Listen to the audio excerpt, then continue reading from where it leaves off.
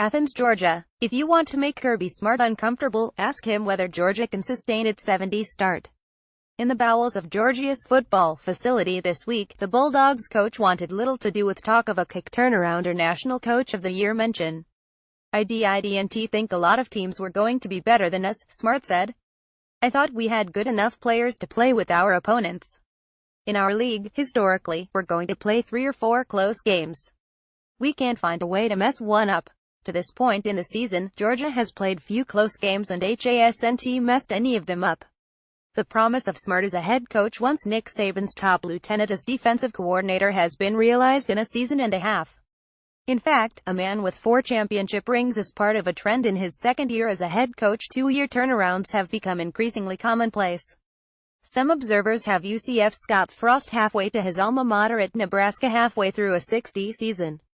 Similar praises being lavished upon Justin Fuente at Virginia Tech. After winning 10 games in his first year, the Hokies, 61, are poised for a return trip to the ACC title game. Florida's Jim McElwain won a pair of SEC East titles in his first 2 seasons to what are still mixed reviews. Jim Harbaugh won 20 games in his first 2 seasons, raising hopes at Michigan.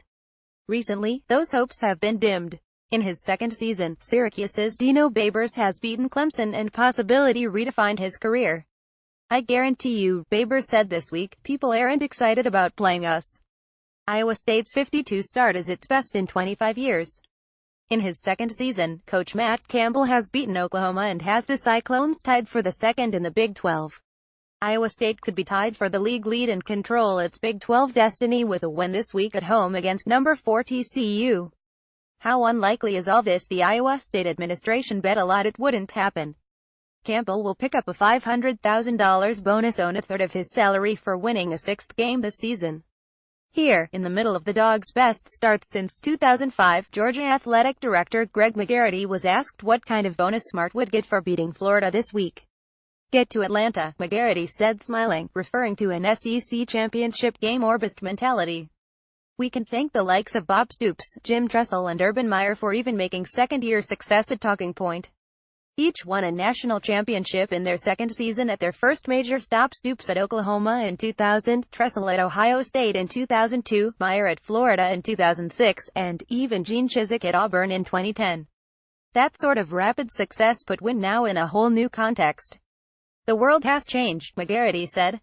Everything is so immediate. There is no patience. Kirby Smart is on his way to leading Georgia back to the SEC title game.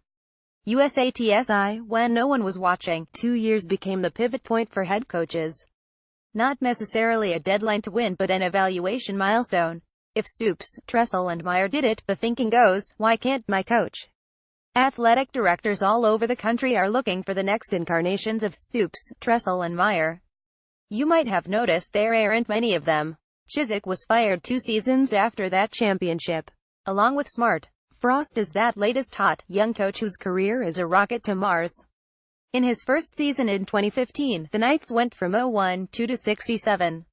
The 5.5-game improvement tied for the best FBS turnaround last season.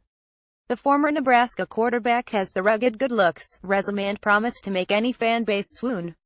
Cameras caught the 42-year-old former national championship Husker quarterback running the option in practice last week prior to the Navy game. Hired by Chip Kelly at Oregon in 2009, Frost eventually coordinated Oregon's offense under Mark Helfrich in the last BCS championship game 4 years ago.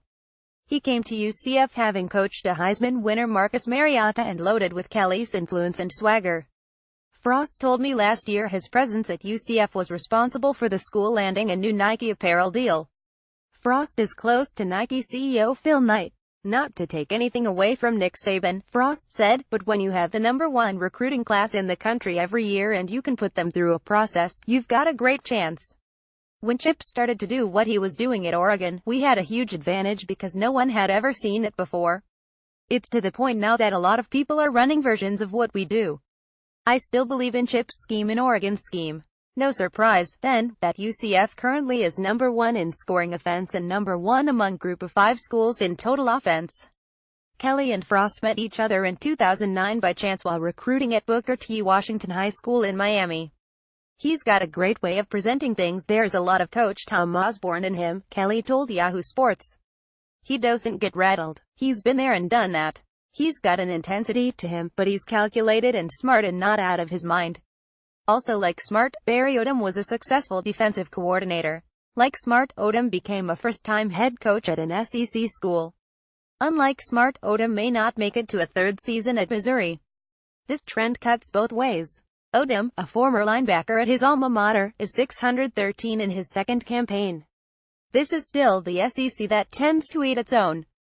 Playing for an 80 who didn't hire him, Jim Sterkand, with a new $98 million football facility going up, it has been speculated Odom might be too skidoo at his alma mater.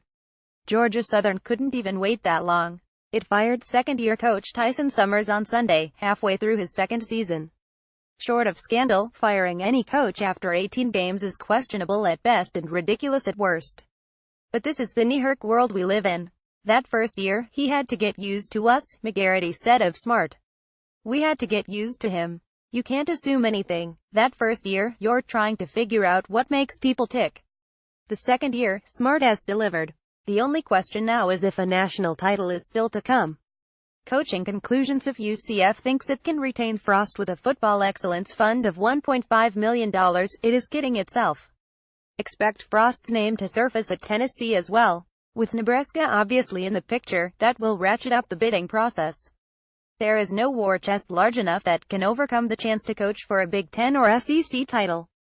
The next person to write, mention or even think, John Gruden taught in Tennessee, please just stop. I was convinced years ago that Gruden loves to hear his name attached to jobs he'll never take.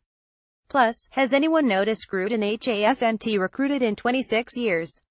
Florida's Jim McElwain isn't going anywhere based on the Gators' on-field play, although a slappy media hack made it sound like a good idea recently. McElwain most likely would have to take a pay cut to leave. He'd make Florida fire him, though certainly not this year, then give up any part of the $4.4 million salary. Any school interested in Iowa State's Campbell would have to consider his $8.8 million buyout. Lame. Changing. It's time to actually judge Lane Kiffin for his coaching at FAU. After last week's 6,931 Owls win over North Texas, FAU is over .50043 this late in the season for the first time since 2008. You go to class, you go to restaurants now, and you have everybody telling you how great you are, Kiffin told reporters. It's hard at any age not to listen to that, especially at their young age. But as long as Kiffin is at FAU, everybody is going to pay attention, especially after the Owls ran up 804 total yards against the Mean Green. So, we texted Lane to get his thoughts about an actual conference title. No surprise, he replied. That miles away, he said. Our goal is to go 10 every week in conference so we can continue to control our own destiny. Our players have done that so far and need to Saturday on the road against a team that beat us 523 last year. That would be at defending Conference USA champion Western Kentucky. Composed Cozart. One of the great mysteries of the season is Boise quarterback Montel Cozart. In March, he was a media intern at the Big 12 basketball tournament, having already announced he was transferring from Kansas.